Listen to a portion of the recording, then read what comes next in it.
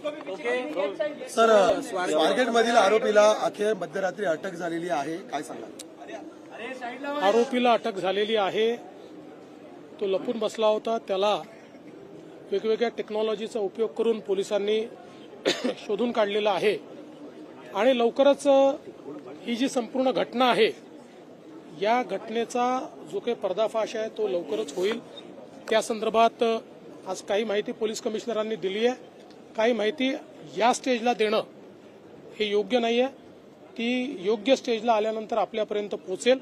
पण नेमका घटनाक्रम काय आहे तो कसा घडलाय या संदर्भातली सगळी माहिती आपल्याला मिळेल. सर, 3 वेळा आत्महत्येचा प्रयत्न केल्याची माहिती समोर येते आरोपीकडून, 3 वेळा तब्बल. त्यामुळे अक्षय शिंदे प्रकरणासारखी पुनरावृत्ती या प्रकरणात होऊ शकते का? बघा, पहिली गोष्ट तर अशी आहे की आता it is too early to say this. या सगळ्या गोष्टी असर्टन झाल्यानंतर त्याच्यावर बोललं पाहिजे. आता पोलिसांनी आरोपी पकडलेला आहे. आज ती कस्टडी मिळाली असेल किंवा मिळेल. त्याच्यानंतर इन्व्हेस्टिगेशन होईल. काही टेक्निकल डिटेल्स आमच्याकडे आलेले आहेत. काही फॉरेन्सिक डिटेल्स देखील आलेले आहेत. त्याच्या सगळ्याचं कोरॅबरेशन होऊन मग या संदर्भातलं बोलणं हे योग्य होईल.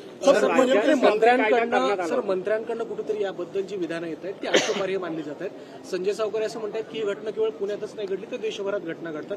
योगेश कदम म्हणाले की तरुणीनं प्रतिकार केला नाही म्हणून घटना घडली. मला असं वाटतं की योगेश कदम जे बोलले त्याला वेगळ्या पद्धतीनं घेतलं गेलं.